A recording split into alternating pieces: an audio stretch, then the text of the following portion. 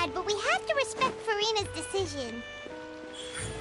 Maybe the thought of performing brings up too many painful memories now.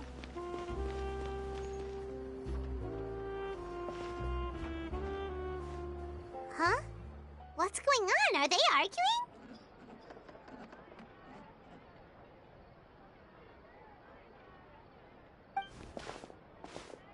That's besides the point. I'll ask you again.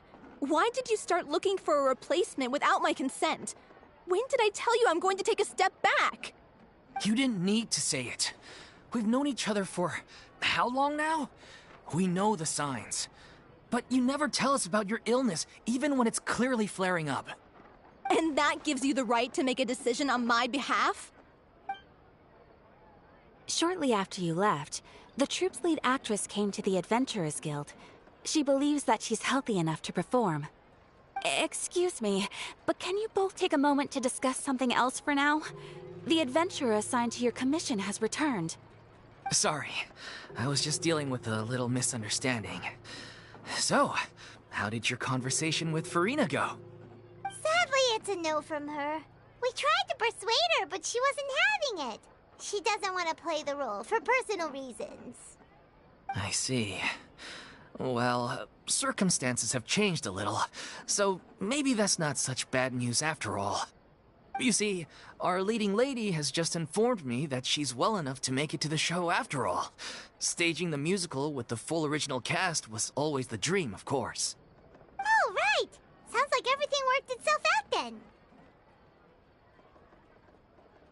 Yeah, she'd be livid. We'd get the scolding of a lifetime. Jeez, is Lady Furina really so harsh with people? Only joking, calm down. So, guess we can consider this case closed now, huh?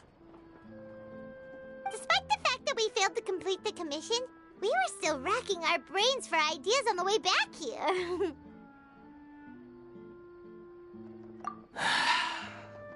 Look, there's no point arguing with you about this anymore. You've made yourself very clear, so I'll stop looking for a replacement. This is the last chance we have, though. If your illness flares up again, there won't be time to find anyone to replace you. So, are you absolutely sure you'll be able to handle it? The whole team is putting everything they have into this final performance. We have to make sure it goes ahead. Yes, I'm completely confident. I've been taking a new medication from the doctor, and it's working brilliantly. I'll definitely be able to tough it out until the performance day. I share everyone's desire to commemorate all our years as a troupe with a proper farewell show. So the last thing I want is to be left out. Every one of us thinks of this troupe as their home, myself included. You're right. I'm sorry. I let myself get too worried about the show. I should have asked for your permission first. All's well that ends well. Sounds like the show will go on. Sure.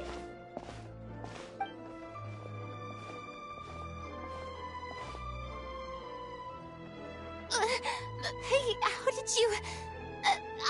I was just passing by because I realized I forgot a couple of items on my shopping list. All right, I'm coming. No need to drag me.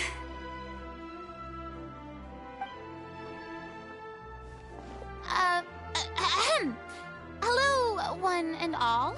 I couldn't help but overhear your conversation just now. Furina? Didn't you say you were gonna take a rest at home? What are you doing here? I was just ever so slightly concerned about the situation you mentioned. Yes, a teensy bit concerned, that's all.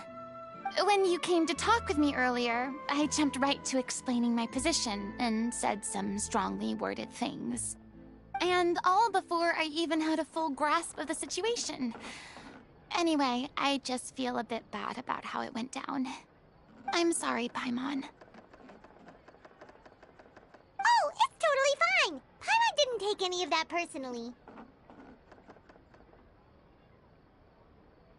You really have a knack for asking the most uncomfortable questions, don't you? I felt very sheepish, having had a change of heart after flatly refusing you. And then, to make matters worse, you caught me. But in any case, it sounds like the issue has already been resolved. Yeah. When they said they were gonna ask for your help, I almost had a heart attack. I mean, how could we be worthy of having Lady Furina star in our show? There's no need to think like that. And no need to keep addressing me as Lady. Just Furina is fine. I was wondering, if this troupe is so important to all of you, why does it have to disband? If the difficulties are purely financial, then there must be a solution. You could put the shows on pause while you look for a sponsor, for instance. Everyone seems so devoted to the troupe. I'm sure if you keep chipping away, you'll find a way through. We all want to believe that, but some things are just beyond our control. Everything's been going downhill ever since we lost our director. She was the heart and soul of our troupe. She kept us going. Her name was O'Reilly, and she was the founder as well as the artistic director of our troupe. And tragically, she was a victim in the serial disappearances case. What? That's actually how I recognized these two. It was all thanks to their efforts that the true culprit was brought to justice. But still, no sentence can bring our director back to us. She was a loyal fan of your performances, Miss Furina. They were what first inspired her to get into musical theater. She rallied many people around her who were destitute or had lost their sense of purpose in life, and convinced them to join her troupe. She wrote her own scripts, acted on stage, and mentored each and every one of us. People loved our performances back then. We seemed to be going from strength to strength. Things were really looking up for us. And then disaster struck. Yeah. After that, the entire troupe fell into disarray. None of us know anything about script writing, let alone how to handle the business side of things. We've been doing the best we can, but despite our efforts, things are slowly but surely falling apart. It's agonizing, but ultimately, we'd rather end things now on our own terms than stick it out to the bitter end and watch all our dreams turn to dust. Oh.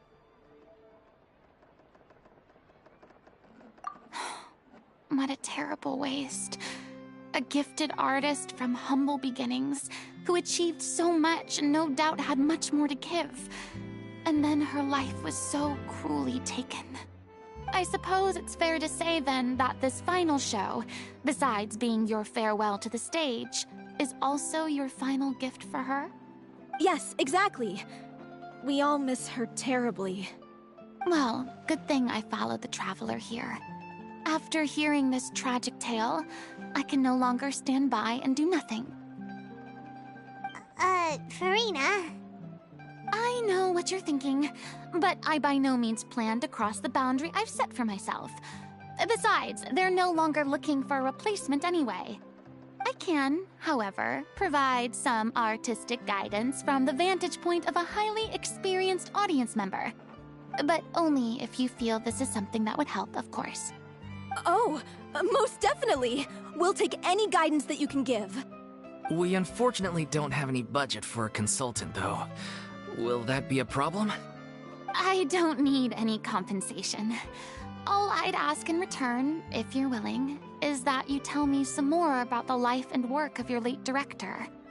Something I've begun to realize since my departure from the Opera Epiclese is that there's a lot you don't see when you observe everything from on high.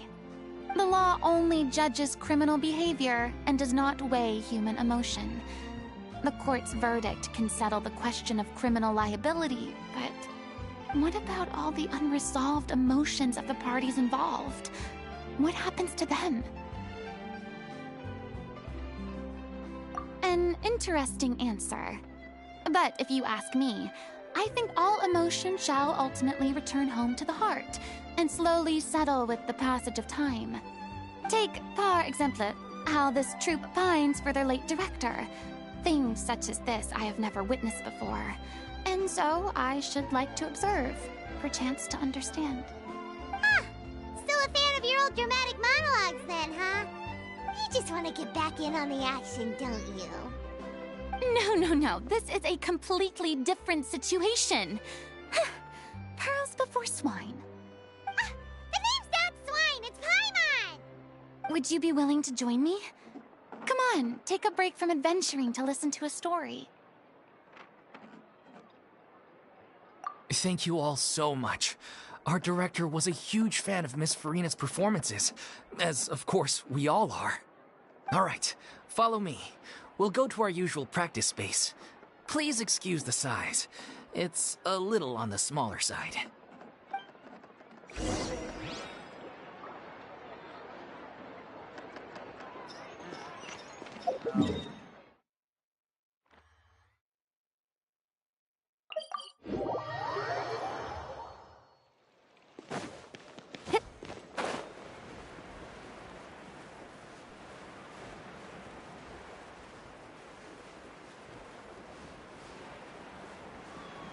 Yeah.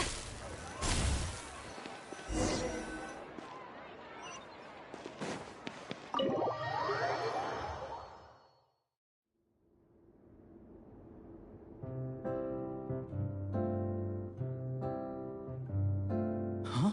Lady Furina? What's Lady Furina doing here? Hello all. Allow me to explain. As of today, Miss Furina will be supporting our production of The Little Oceanid in the role of artistic consultant.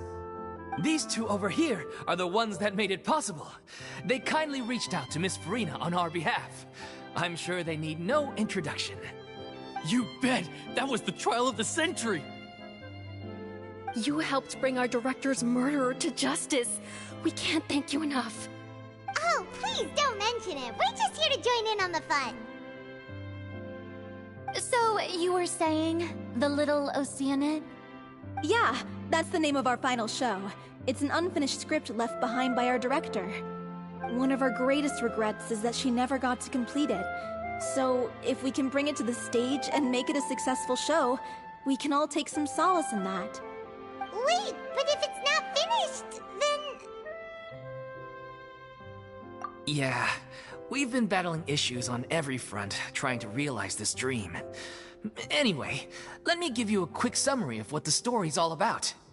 The protagonist of the story is a young Oceanid who transforms herself into human form, despite the protests of her family.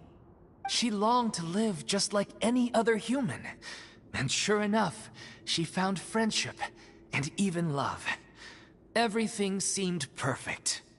But one day, her true identity was exposed, and her world came crashing down around her. So far, so good. A classic tale. What happened after that? That's one of the issues we've been trying to deal with. Unfortunately, this was as far as the director got with her script. We need a proper ending so we can bring this musical to the stage. But people have different opinions on which direction to take it in. We still haven't decided between a happy ending or a true-to-life tragedy.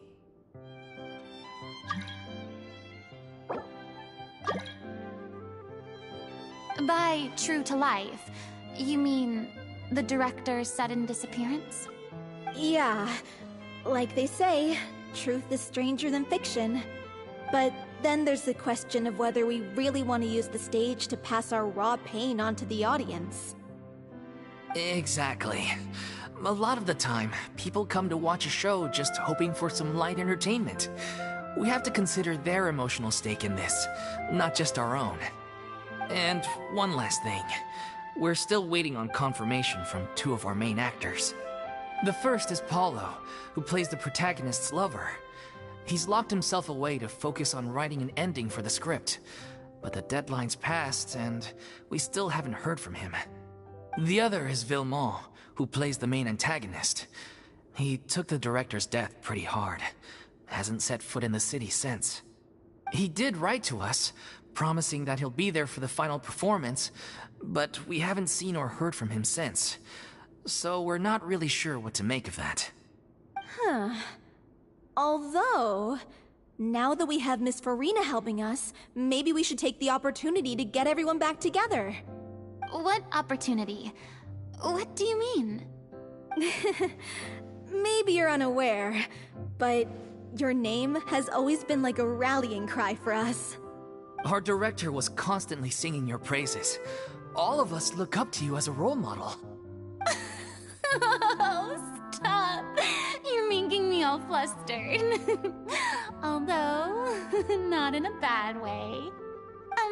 I suspect the reason they're dragging their feet is that they have their doubts about whether the show will really go ahead, considering all the issues you've been facing.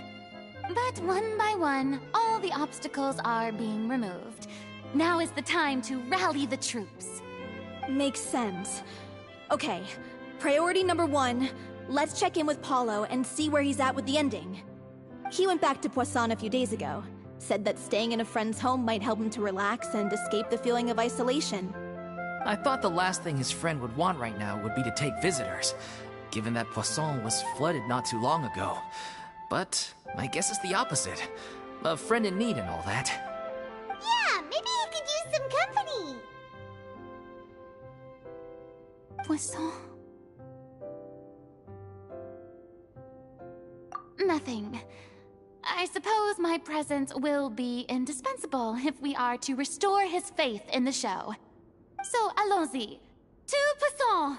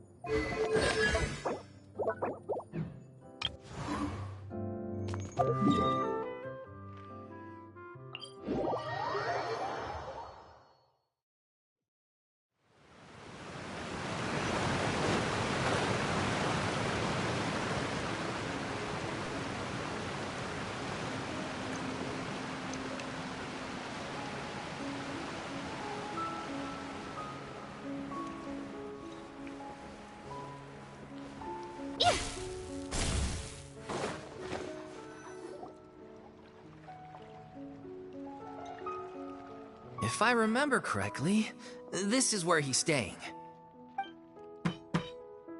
Who is it? It's me. Is the script ready? You came all the way here for that? All right. Forget that for now. Just come on out. We've got some great news. Nice try. Look, just give me some time, okay? I'm just wrapping up this last part of the script. I'll be out once I'm done. Okay then. Looking forward to your masterpiece. So, as expected, he's missed the deadline. The ending is one of the most important parts of the show. Even once he's done, it isn't final until we've all had the chance to read through and make sure we agree on it. Someone told me they'd just seen you in Poisson. I assumed it was a case of mistaken identity, but sure enough, here you are. And Furina, too. I was wondering if we might run into her. So, you're here for Paolo? Looks like he could be a while, so feel free to take a stroll around town in the meantime. I've made all the arrangements already. Oh, it's okay. We can just wait here. Thank you for being so considerate, Miss Navia. That sounds wonderful. We'll take that stroll. Get over here, you! How oblivious are you? How are things in Poisson now? Any better? Things are on the mend, but it's a slow process. Some people may never recover from the trauma they experienced. I'm sorry to hear that. I wish there was something I could do. Please, must our conversations take such a depressing turn every time we meet? We all have painful memories, but we don't have to let them cloud everything we do. And if you're trying to make a new start, perhaps it's best if you don't bring up the past all the time. Thank you for your words of comfort. You make a very good point. But for now, at least, I think I should stay with the way I'm feeling for a while longer. It's okay. These things take time. Moving on from a painful experience is easier said than done. Which brings me to why I'm here. I thought you should probably know that not everyone here is ready to forgive and forget after the Hydro Archon's inaction in the face of catastrophe. To avoid upsetting the peace, I told the townspeople that everyone here is a member of the theater troupe, and that you are just an actress playing the role of Furina. It's not a perfect solution, but hopefully it means you won't have to lie low while you're here. That's so thoughtful of you, Navia. Well, what do you expect? I am the courageous and considerate president of Spina di Rosula, after all, like my father before me. Anyway, that was all. Look after her now.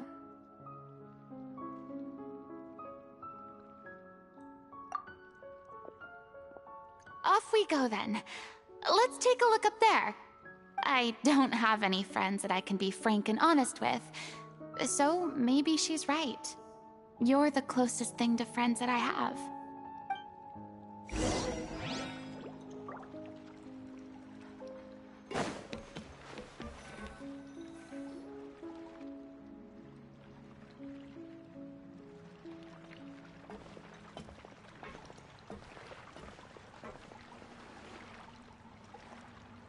I'm so grateful that Miss Navia was so understanding. To be perfectly honest, I didn't know if I was ready to meet her. It's always easiest to just run away from your problems. But that never fixes anything. You can't get around the obstacles without facing them. So that's why you were nervous when they brought up Poisson. Yeah. I'd be lying if I said I wasn't scared of coming back here. Still, I felt it was something I had to do. As I was saying before, I want to see for myself the things that I never could in the past. I'd be overjoyed if the people here could find it in their hearts to forgive me. But they're more likely to unleash a tirade of vitriol against me, which, of course, I completely understand and accept.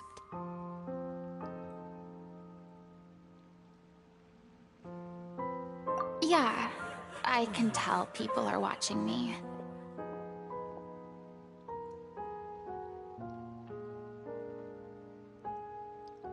I'm sure some people here see the idea of someone coming to Poisson dressed as the Hydro Archon as extremely disrespectful.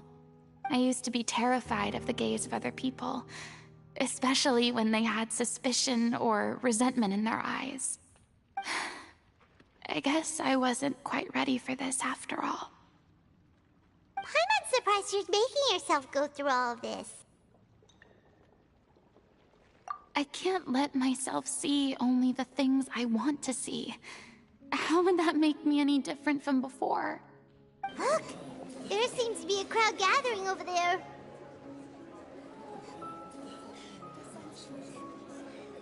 Probably time we made a move.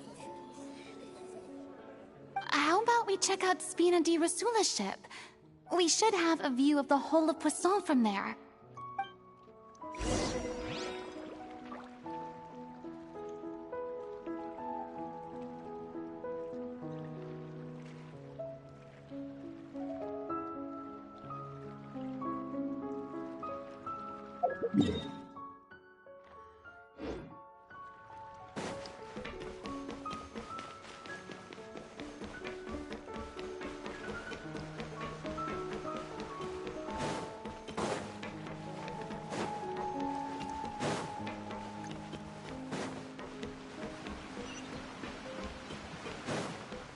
Right here. Emerge. Right now. Right here.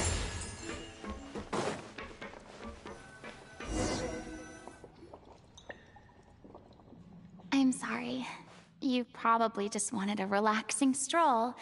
And here I am dumping all this heavy stuff on you. We don't mind. It's actually refreshing to see a different side of you. Great. Well, I appreciate your company, so please don't disappear just yet. I don't know whether you can tell, but The years of suffering and loneliness aren't the only reason I have a hard time facing up to who I used to be. As I stand here by the ship, I can't get the images of the rising water out of my mind. One after another, people were taken by the water.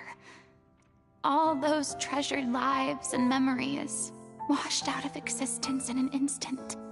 They thought their god would protect them. They had absolute faith that when disaster struck, a divine power would save them from harm. And all the while, I played my part to perfection to convince them that was true. But then the floodwaters finally came, and the Hydro Archon did nothing. You shouldn't look at it like that. You were only doing your duty.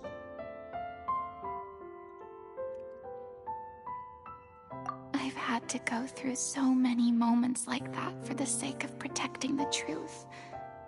As time went on, it got harder and harder to bear, and I became more lonely and isolated. Eventually, I realized I had nothing left except the truth.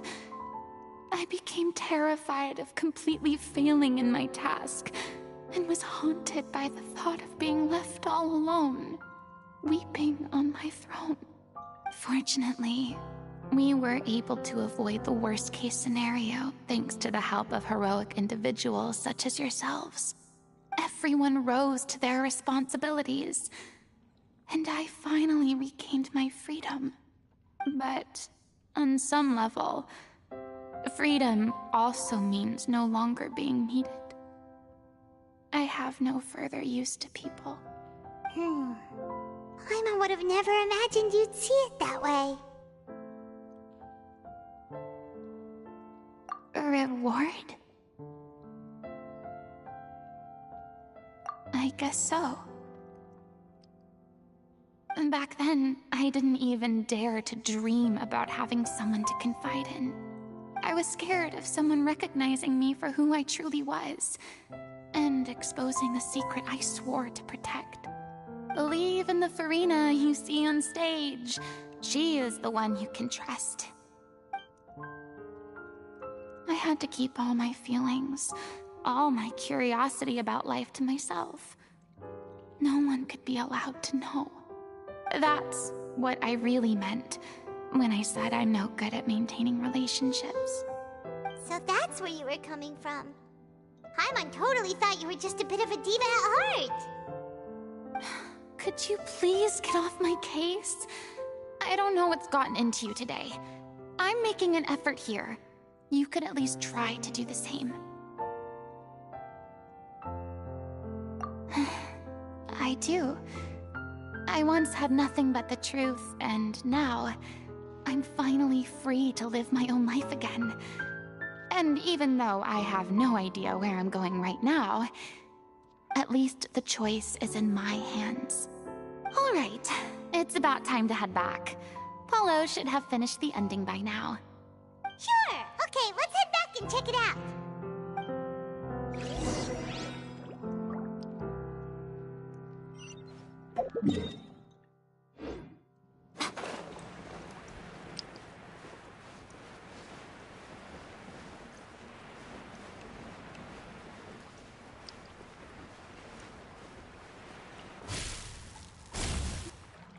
Didn't you say you needed to watch what you eat?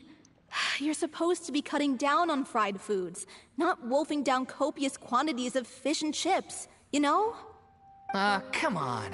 It's not every day we get to dine at Spina di Rosula's expense. Can you believe how generous she is? I'm not about to pass on free food. Anyway, my character doesn't need to be slim and good-looking. That's your job. Are you kidding me right now? It's not your character's health I'm worried about, it's yours. I've spent my whole life battling the effects of ill health, and it kills me to watch you willingly ruin yours by filling yourself up with junk all the time. Oh no, looks like they're arguing again. We're back! Could you maybe put your differences aside for a moment? Ah, you're back. We've been enjoying Spina di Rosula's VIP treatment in your stead. Paulo's nearly done. We shouldn't have to wait too much longer. Great! So you were discussing your characters, right? We heard she's playing the Oceanid who turns into a human girl. What about you? Me? I'm an Oceanid too. He was originally supposed to take the form of a crane, but he outgrew that role. Well, the costume at least. So now he's playing the boar instead. Sorry. The boar's not a bad character, actually. He's the one who raises the little Oceanid, yes? That's right.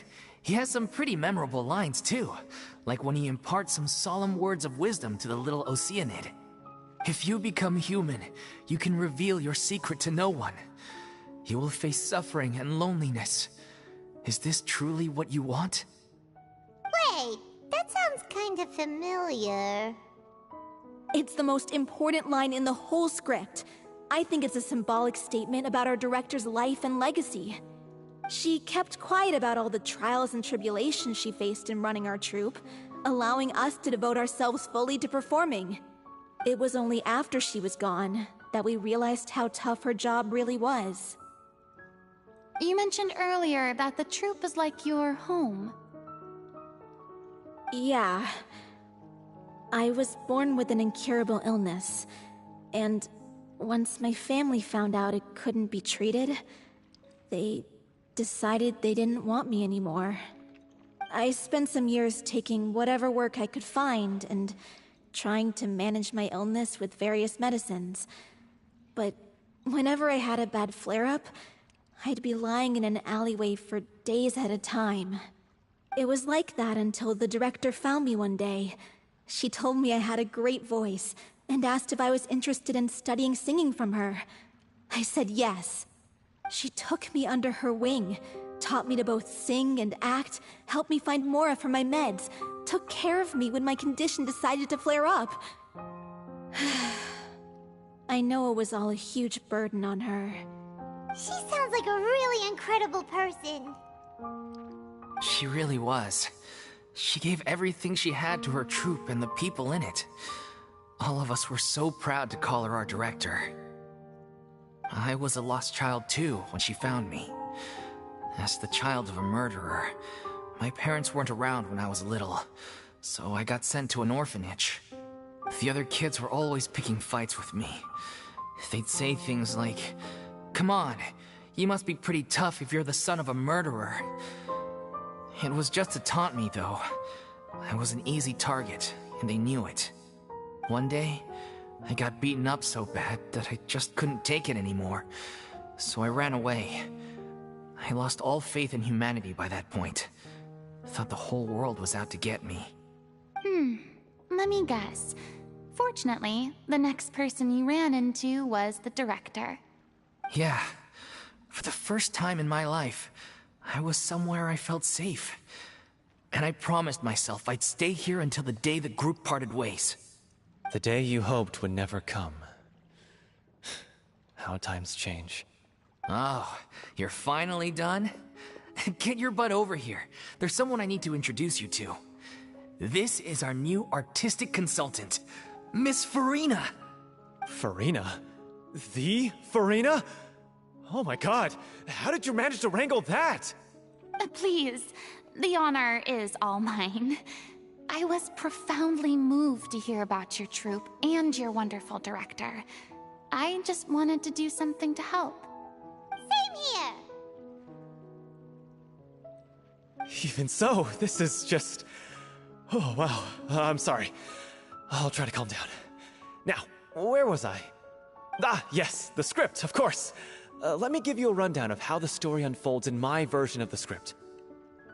I'm sure you're already familiar with the beginning of the story. A little Oceanid decides she wants to become a human against the wishes of her family. She finds love and friendship in the bustling city. But then, disaster strikes. The people start to notice that all the fresh water in the surrounding area is slowly disappearing. The soil is becoming arid, plants and flowers are withering, and the people begin to panic. The little Oceanid, Cleo, and her lover decide to do something about it and investigate the truth of the matter together. In the end, they discover that all the waste and pollution created by humans over the years has caused the freshwater to flee the land, as if driven by a consciousness of its own. Consciousness?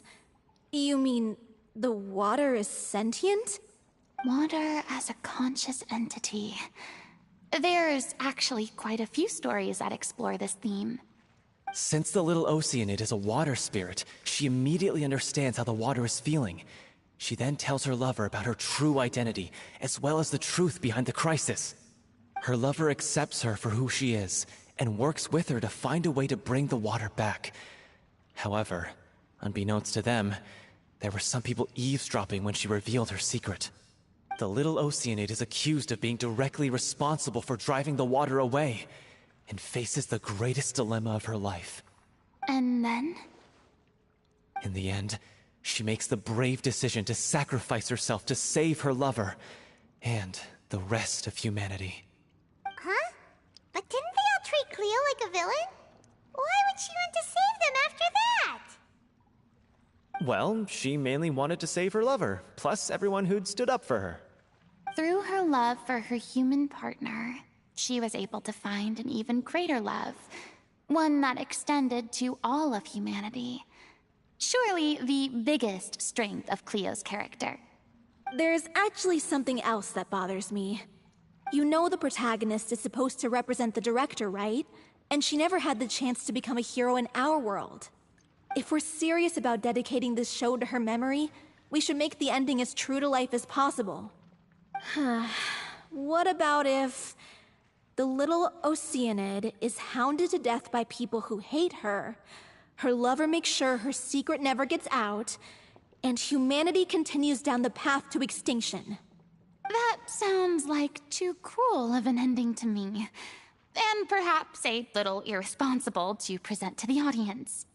That ending would be a perfect mirror to Director Aureli's death, both arbitrary and meaningless. On the day when she went missing, Director Aureli had instructed us all, somewhat out of the blue, to leave the court of Fontaine and wait for her outside the city. We waited and waited at the rendezvous point, but she never came. By the time we returned to the city, she disappeared without a trace. We looked for her. The Gardamex looked for her, but she was nowhere to be found. Increasingly, all the signs seemed to point to her being the latest victim in the serial disappearances case. The director was the kindest soul in the world, yet she was senselessly sacrificed for the sake of a so-called experiment by someone who had nothing to do with her at all. But doesn't the way she suddenly told you to leave the city suggest that maybe she had some sense of what was about to happen? It almost seems as if she was moving you to safety. I've been trying to follow up on that ever since, but all my efforts so far have turned up nothing. Villemont might know something, but he won't open up to me. Villemont? The one who's playing the role of the villain? Yeah. He's been overwhelmed by grief. I think the director's death hit him hardest of all. Grief? Guilt, more like. Also, I have a hard time imagining that anyone took it harder than me. Because, well, speaking of the play being true to life, I was deeply, madly in love with Aurelie. What? You kept that one quiet. It's time to be upfront with you all. No more keeping secrets from each other. We'll never be able to agree on the ending if we can't be honest about how we feel. I did tell her how I felt once, but she turned me down pretty much straight away. She said that we were all like brothers and sisters to her, and she'd never considered us as potential romantic partners. Not that it came as a shock or anything. It was what I was expecting to hear. So I told her I'd always be there for the troupe, and I'd always be there for her. I said, maybe one day in the future, when everyone's settled into their own lives and on the up and up, and managing the troupe no longer required her constant attention, well, maybe then she could reconsider what she really wanted in her life. And now, that day will never come. Oh, Paulo. So if I'm the one writing this ending, then I'm gonna make sure it does right by O'Reilly. I won't let anyone get in the way of that. In that case, you have to straighten things out with Vilmont once and for all, face to face. We've all had our differences of opinion over the ending, but those two have never seen eye to eye on anything. One of them has to compromise if we're ever going to reach a final decision. Well, if that's where we're at, looks like it's time to go visit Vilmont. Are you ready to face the truth? Honestly, I'm slightly terrified. But for the sake of our final performance, I'll do whatever it takes. Funny you should ask, though. You really do get what I'm going through right now. I certainly do. Come on, everyone. Allons-y!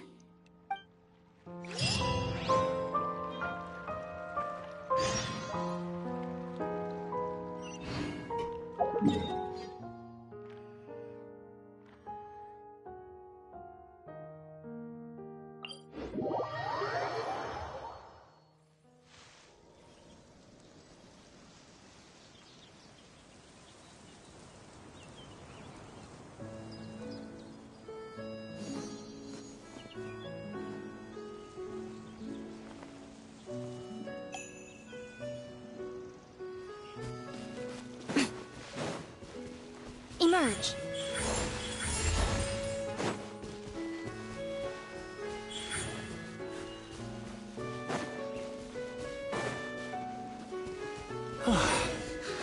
This is tough going. Delphi...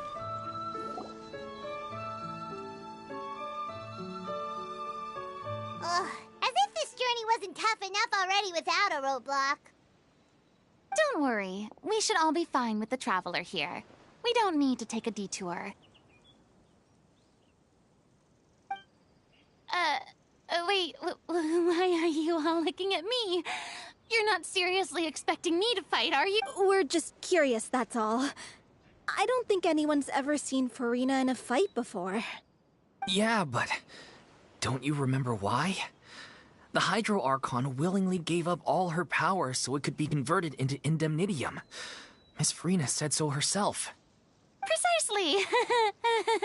And I'm not even the Hydro Archon anymore, so all my power is gone anyway. As much as it pains me, unfortunately, I should just stay put.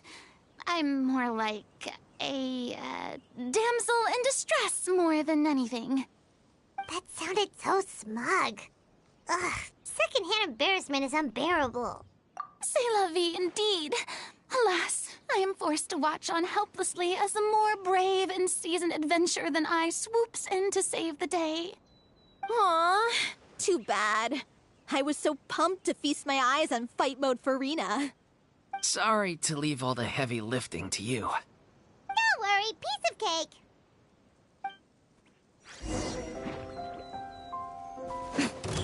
Right now. Right here. Step right up. Feel the beat! What? Attitude. No turning back! Here comes the finale. Now disappear!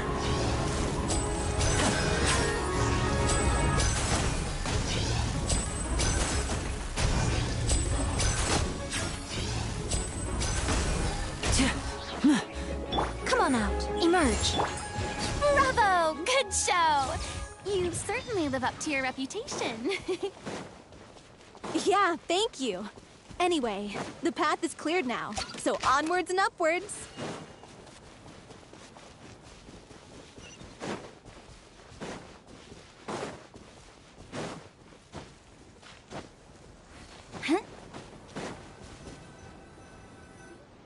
Vilmont, are you there?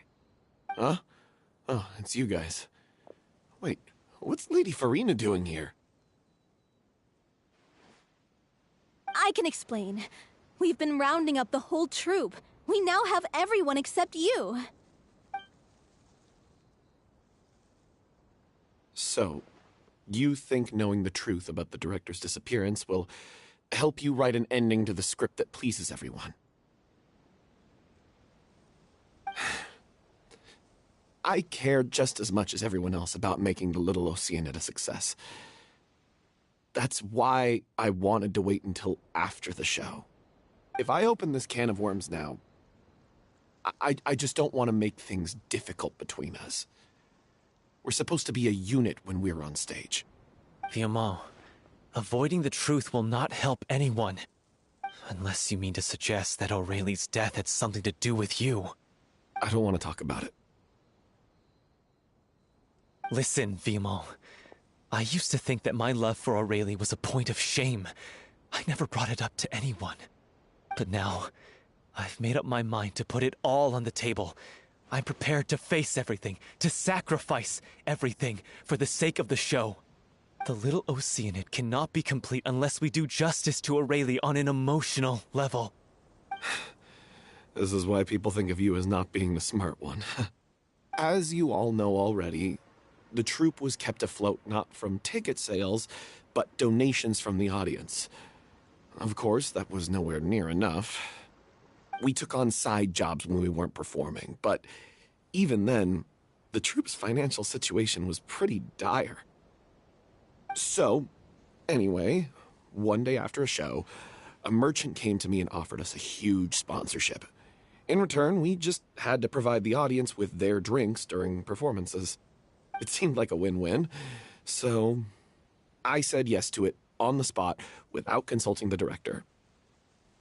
It was only when the merchant came to deliver the goods that I realized the drink in question was synth. Isn't that the drink peddled by the culprit behind the serial disappearances case?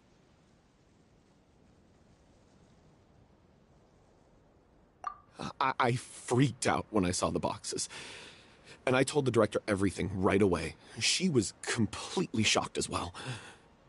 But she didn't reprimand me for making the decision without consulting her.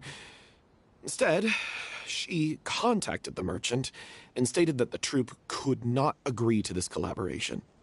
The merchant was furious, berated us for going back on our word, and threatened to sue us for damages. The amount was astronomical. There was no way we'd be able to pay. And then? I was going to sort it on my own, but the director stopped me. She said that this was an issue for the whole troupe, and it wasn't my fault. But things only got worse from there. The synth merchant just wouldn't let up, and then suddenly the director told us all to leave the city one day. I knew then that things must have reached a boiling point. I admit this whole thing was my mistake. I didn't dare to tell any of you the truth back then, and after the director disappeared, I was even more afraid to say anything. Yeah, I got Aurelie killed. There, I said it. Happy now? Hey, don't say that. You traitor! You knew Aurelie was in danger. Why in God's name didn't you tell us? What do you mean, you were afraid? This was a life and death situation. We could have saved her! How could you be so stupid? Please, try not to get too worked up. Yeah, listen to him. You need to stay calm. Stay calm? How can I stay calm? This guy got Aurelie murdered! She was the love of my life! And he has the gall to try and high-road us, claiming that he kept his mouth shut for the sake of the show! How about taking some responsibility for what he's done? All I can say is I'm sorry. Truly. I wanted to apologize to everyone in the troupe, but that won't bring back the director. What good is my apology now? I'm just a coward who made an awful, terrible mistake that I can never take back. Beat me up if you want.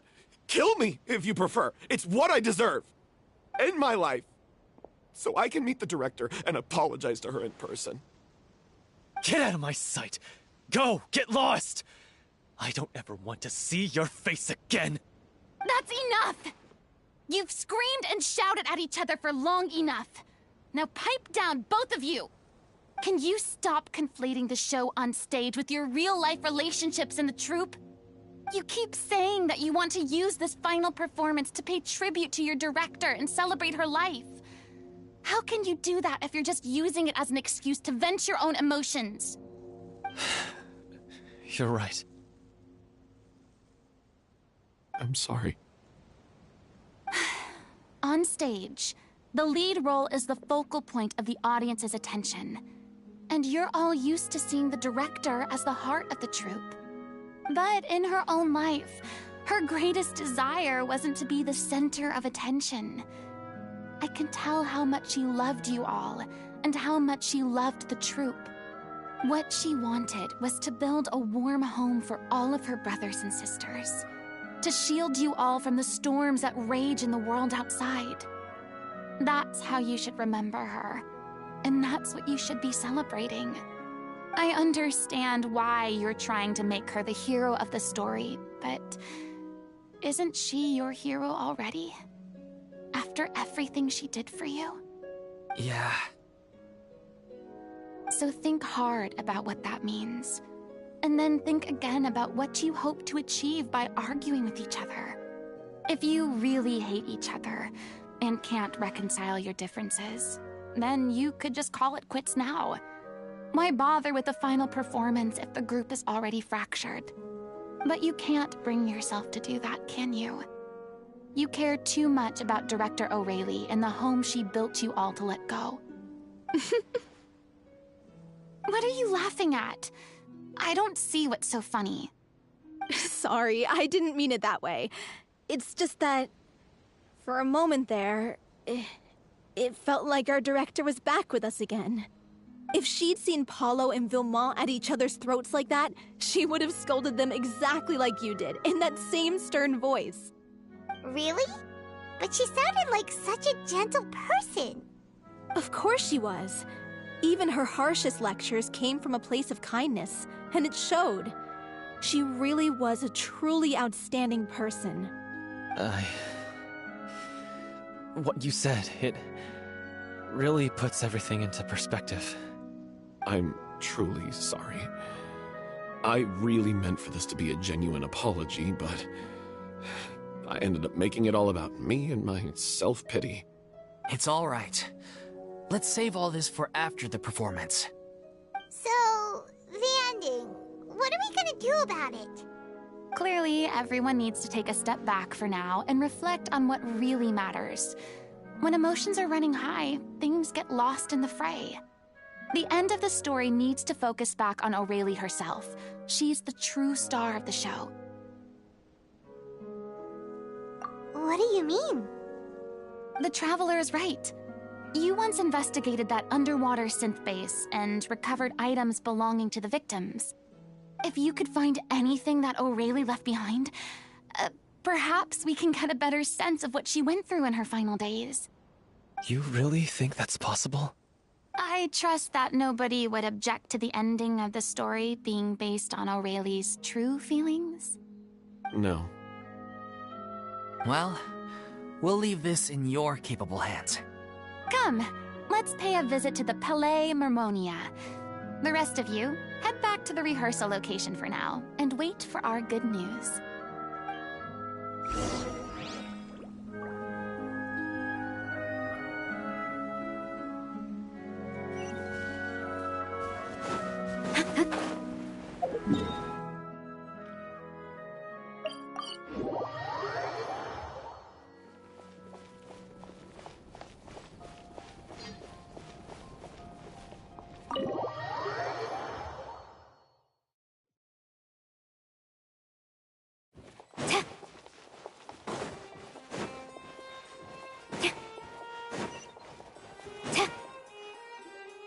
You want to review some recovered items connected to victims of the serial disappearances case?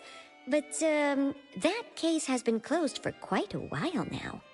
Still, since you were the ones who discovered and submitted the evidence in the first place, you don't actually have to submit an application. Okay, please hold on. I'll have someone dig them out.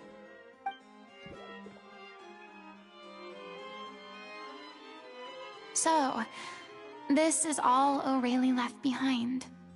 just whatever she was carrying on her person and this tattered old notebook. Hey! It's full of script lines! And sketches too! Looks like they show where the different props should be placed on stage. Let me take a look. Maybe there's something in here from after she was kidnapped. Aha! I found something. To whoever discovers this diary. Let's see. Looks like she kept a detailed record of her captor's actions. She even mentions the truth behind the experiments on dissolving young women. If we'd had the chance to examine this notebook carefully back then, it would have been a conclusive piece of evidence proving Vacher's guilt. Vacher took so many lives. It's still so unthinkable how many victims he had. I guess O'Reilly must have written all of this down in the hope that her records would one day be of use to investigators. Wait, it cuts off. Her handwriting here gets patchier and more illegible by the line. She probably didn't have much strength left. Her final words are... I'll let you read them for yourselves.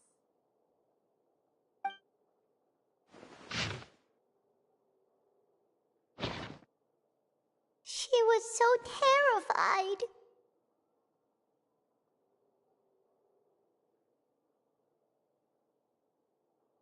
She may have been a mighty hero in the eyes of her troop, but at the end of the day, she was only human. I can't bear to think how painful and lonely her final days must have been. Wait. This part on the last page sounds strangely familiar. If you become human, you can reveal your secret to no one. You will face suffering and loneliness. Is this still what you want? Isn't that the most important line in the Little Oceanid? Because I am an older sister to them. Oh. So she didn't regret her decision. Even as she sat in silence, waiting for death to come. I'm sure this is what the troupe would have hoped to hear as well. She had their utmost trust, admiration, and love, and she truly deserved it. Let's go. It's time for them to learn Director O'Reilly's final thoughts.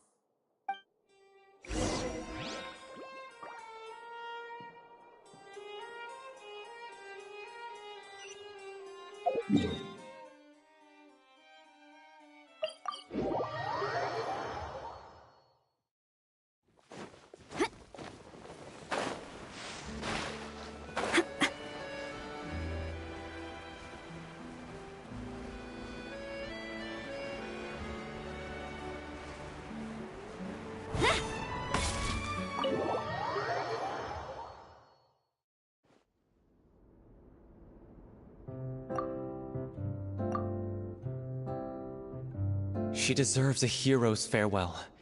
If that's the only way to convey to the audience the courage and selflessness that she showed in the face of death, then it's a meaningful way to end the story. Even in the last moments of her life, she was still leaving a trail for others to follow. She did her best to protect as many people as possible, even if it meant sacrificing herself. We know what choice our little Oceanid would have made now. I don't think any more discussion is necessary. Well, Vilmont, if we put the past aside for now, do you think you can bring yourself to go ahead with the show? I will channel all my regret and put it into my performance, to make this a show worthy of our director. I won't ask for your forgiveness, and you don't need to worry about my feelings. This final farewell show should be about Director O'Reilly and her alone. Then it seems like we've reached a consensus. I have a feeling that this will turn out to be the most mesmerizing performance of your lives. Really? How can you be so sure when you've never even seen them perform before? Don't underestimate my experience. After watching a countless number of musicals, I've learned one important thing. If you want to move the audience with your music, you must fully commit and immerse yourself in your role, pouring all your emotion into your performance. And aren't human emotions, love, hate, regret, and hope, just the most mesmerizing things in this world? I don't believe anybody could be more committed to bringing this story to life on the stage than they are now. Thank you for the vote of confidence, Miss Furina. And thank you for supporting us through all this. Then, let's not delay things any longer. We need to discuss the details of the ending and get it nailed down once and for all. Actually, before that, I'd like to make a proposal. During the curtain call, please allow me to use the director's name instead of my own. Huh? But then... After all, this role was originally meant to be played by the director. I'm just filling in for her. Besides, a role commemorating her life should be associated with her name. Well, if you're sure you're okay with that, I have no objection to it.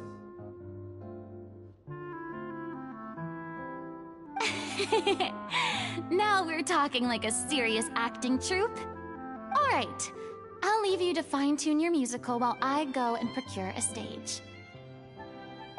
Procure a stage? Oh, it's okay. Our usual place doesn't need a reservation. That place? Oh, don't be silly. For an extraordinary show, we need an extraordinary stage. By which I, of course, mean the Opera Epiclese. Whoa, wait, what? No. That's never going to work. It's far too fancy for the likes of us. What are you afraid of? Surely you don't think that Aurelie's story is unworthy of the grandest stage in Fontaine. No, that's not what I meant. It is supposed to be your grand finale, right?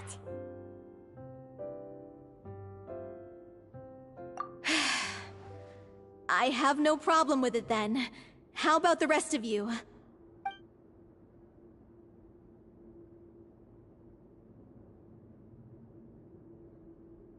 I'll take your silence as a yes. Thank you for giving us this opportunity. It really is a dream come true. Well, then don't disappoint me. If you mess this up, it'll reflect poorly on me too. Come on, we'll need to get the go-ahead from Nervilette. I know just where to find him.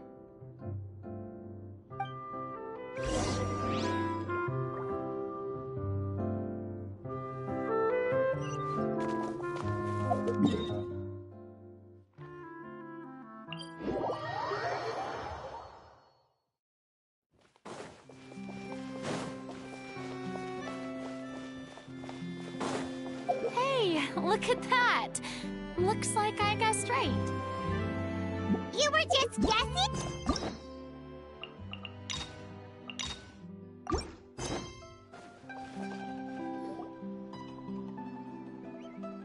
I knew you'd be here. I'm here merely for a short break.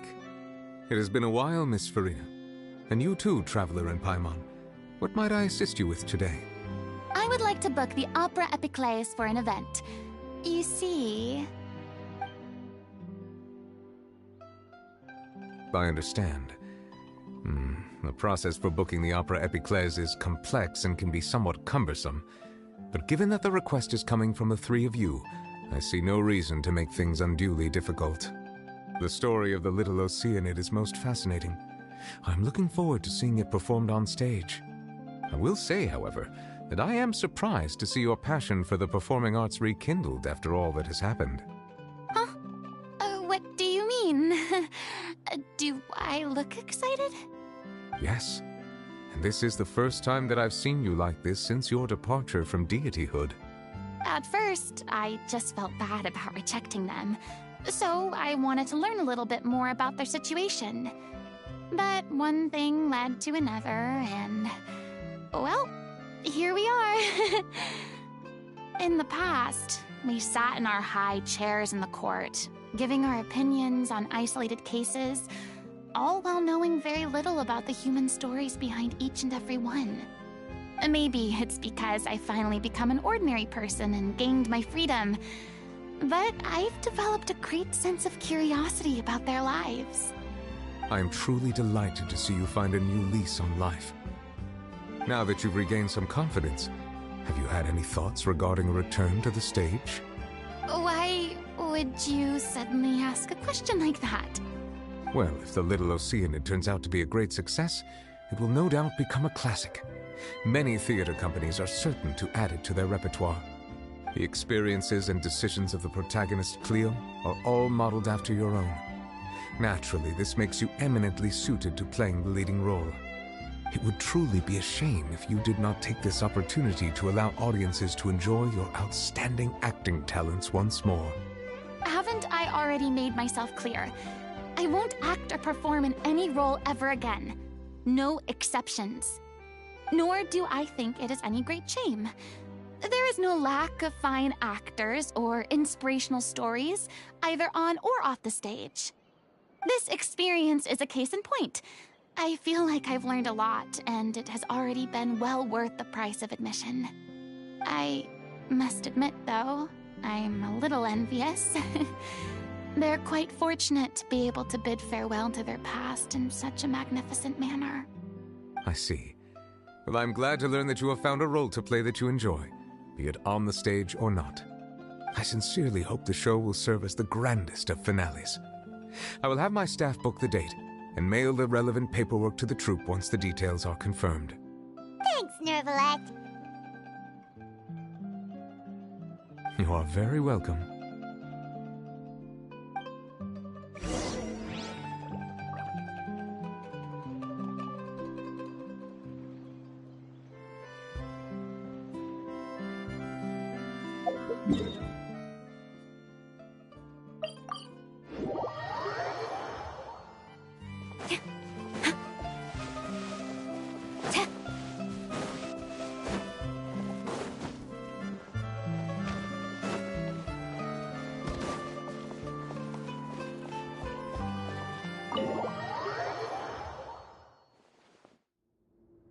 Good news, everyone. It's done. The Opera Epiclese is booked. Thanks to my eloquent and impassioned speech, Monsieur Nervalette was moved to provide us with a fitting stage for this special performance. We've had to fight every step of the way for this opportunity, but we now have all of the ingredients necessary to stage a truly spectacular performance. A touching story, a magnificent venue, and last but not least, a passionate and dedicated cast. Now, let's work together and make this show the best it can be. This is truly wonderful. The sooner we can finalize the ending, the more time we'll have to rehearse. Fiamma and I just went over some parts of the script and tweaked a few things. I think it's really going to resonate with the audience now. Wow, you two had a constructive conversation? That's great! Communication is vital to any good performance. Look at us! We've come so far. I never could have pictured this scene a few days ago. It's amazing! Even though Furina's still being a bit of a drama queen about it all, she's really fired everyone up!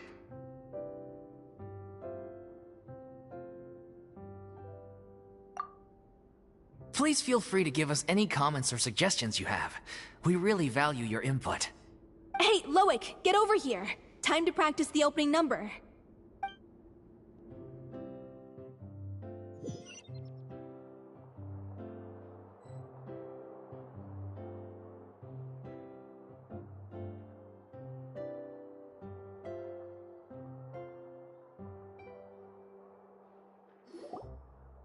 Cursed Cleo.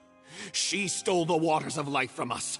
She's a fraud, and she must pay for her crimes. This has nothing to do with her. The ignorance and hatred of our people is to blame.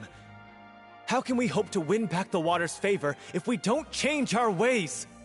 This guy could be useful. Take him hostage. If Cleo wants him back, she'll have to show herself. Leave this place, oh little Oceanid, and never, ever look back!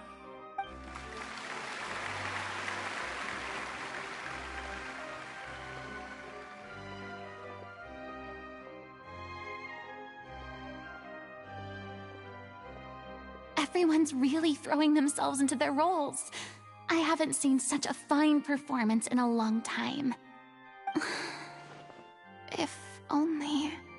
What should we do? It's almost time for her to take the stage! Why? Why does it have to be now? Hey, what's going on? You're due on stage any second now. Oh no, not again. But why? What about your new meds? Did they stop working? They've been getting less and less effective over time. I've had to keep increasing my dose. What? I thought they cure it. So they were only managing your symptoms? I figured whatever it took to get me through this final performance. How could you do this to yourself? And after that lecture you gave me about not looking after my health. I'm sorry. I've let everyone down. You... This is a conversation for another time. How can the show go on without its star performer? Miss Furina, I'd like to make a request of you. Say no more. If you're sick, you need to rest. I know what you're going to ask. Loic, your character has no more scenes, correct? Oh, yeah. I think my scenes are all done. Although, I do have one more line. But I guess another guy in the troupe with a similar voice register could take it. Why?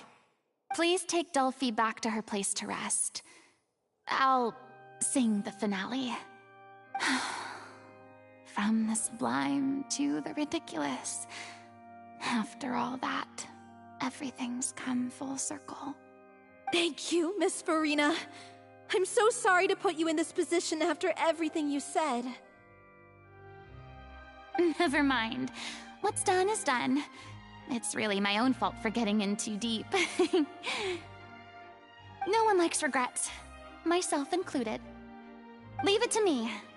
I've watched you rehearse so many times that I've learned Cleo's part by heart.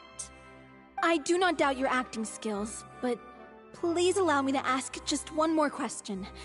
After all, this show is dedicated to the life and legacy of our director. What, in your opinion, is the reason Cleo shines so brightly? It's her pure heart. Despite all the pain and loneliness she had to endure, she never once stopped believing in the beauty in this world. Well said. I leave Director O'Reilly in your hands.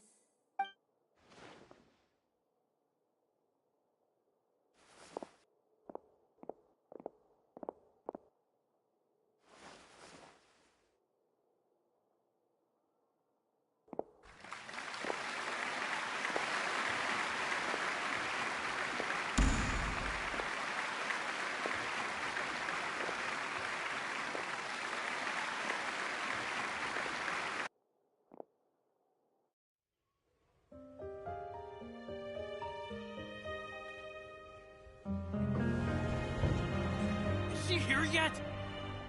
Let's get here! She's not coming! You're wrong. She's here.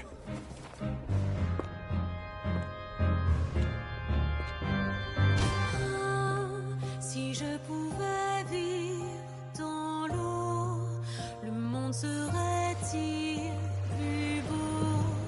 Me pardonneras-tu, ô chère mère? L'eau dans son courant fait danser nos vies, et la cité elle nourrit, ainsi que toi, mon doux amour. But what about your wish? My wish.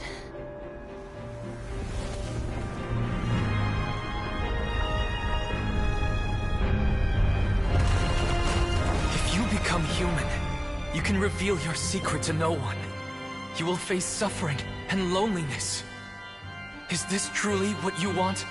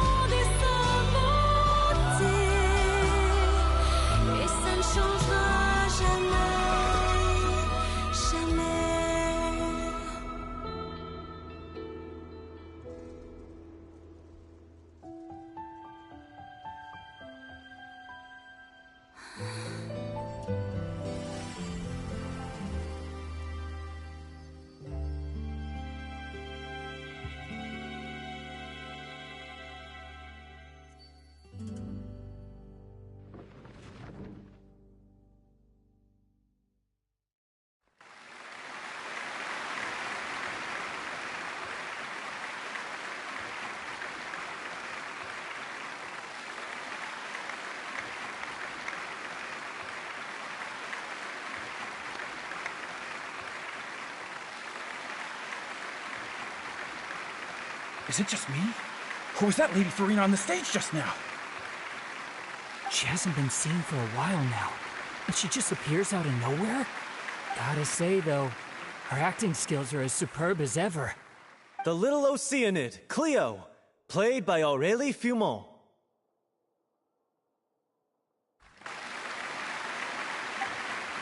Wait, that's not her name. What's going on? I don't know. Maybe it's just a doppelganger.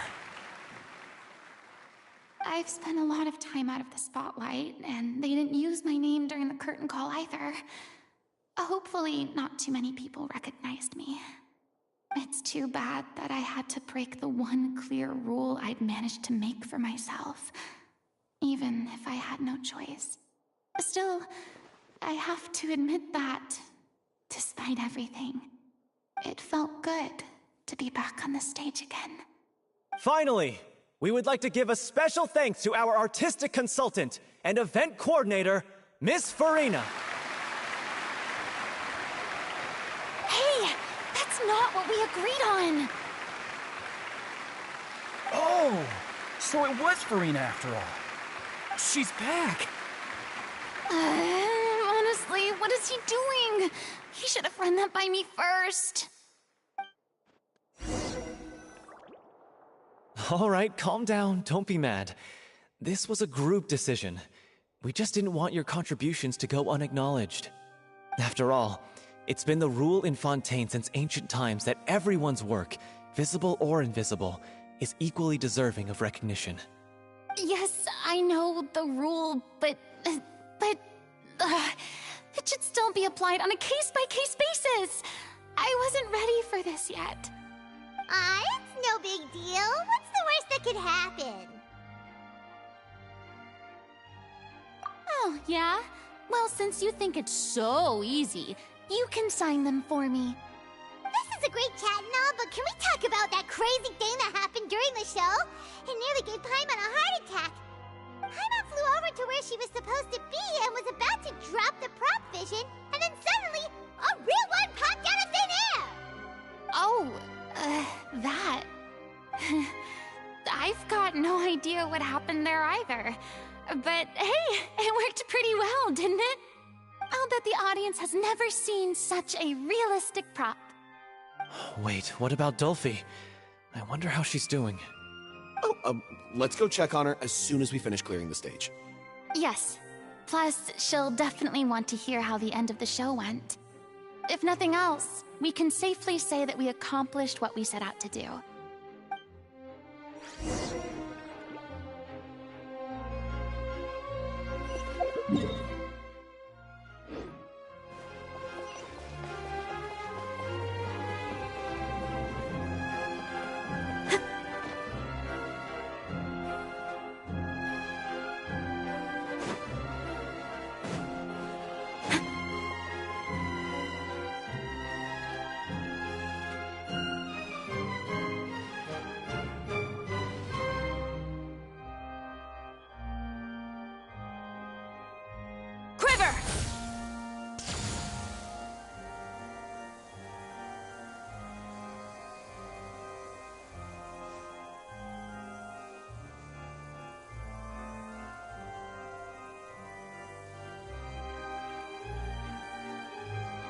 To strike your foe takes unity between mind, arrow, and bow.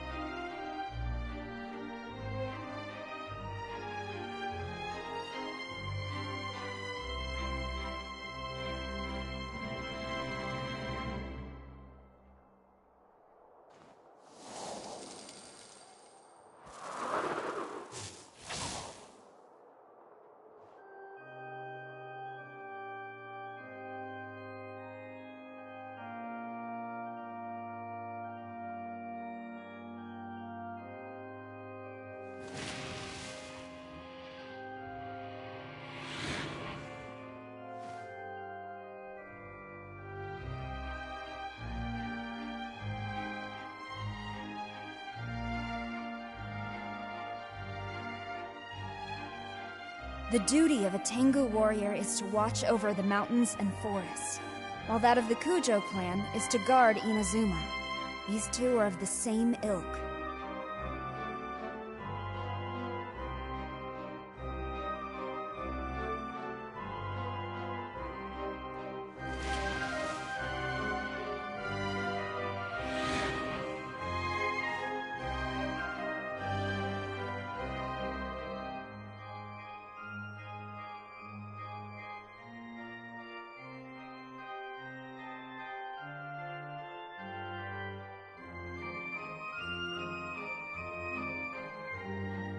To strike your foe takes unity between mind, arrow, and bow.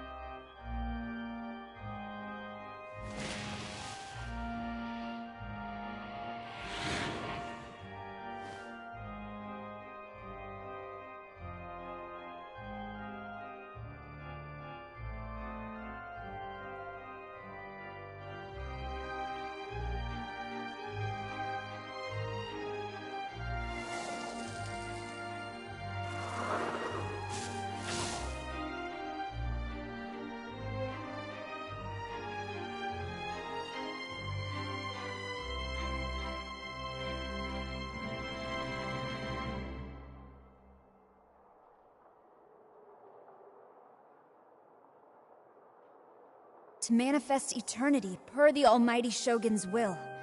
That is what I aspire to.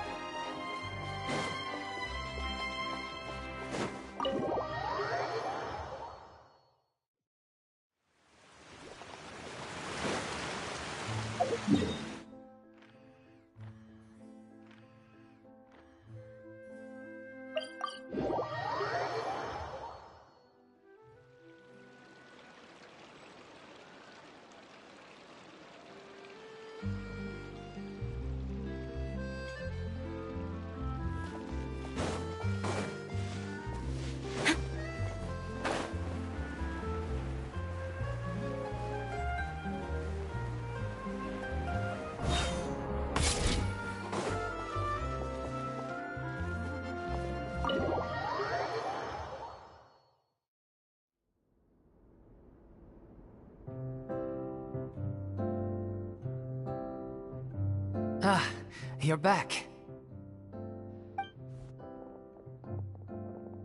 She's doing okay. Her condition stabilized after taking some of her original medication. From experience, though, I'd say she still needs a few more days of rest.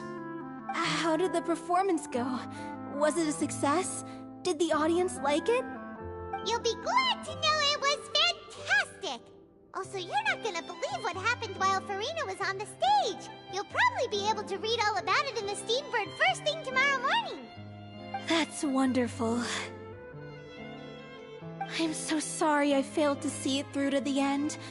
I guess I was wrong to try and tough it out to begin with. No, don't worry about it. Like they told me after announcing my name during the curtain call, everyone's work deserves recognition. Even though you couldn't see it through to the final scene, the audience was very impressed by your performance. It's safe to say that you made your mark on this memorial show. Well, one way or another, we did it. I've had bad luck ever since I was born.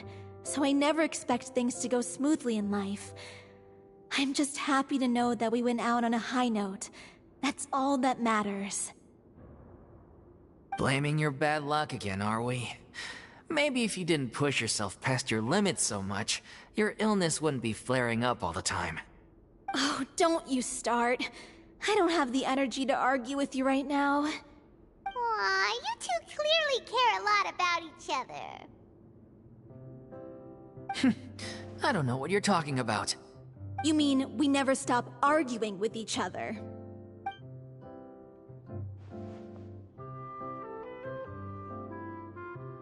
So, any plans for the next step?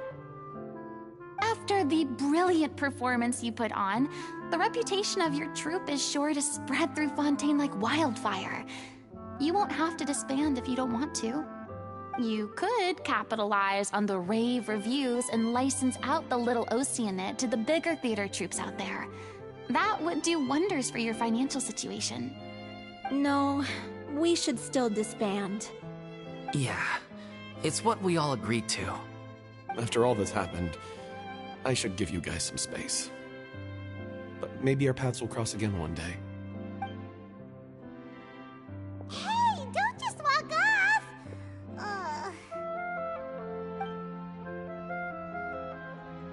I still want to keep performing, so I might join another troupe. After watching Miss Furina's performance, I think I'm starting to understand our director's infatuation with musicals.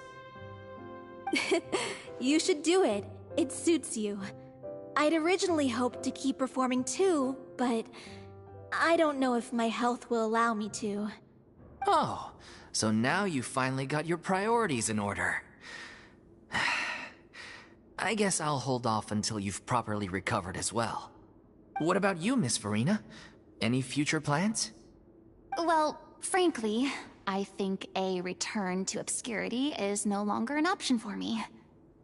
I'm sure a slew of consultancy requests will hound me wherever I go, until I finally acquiesce.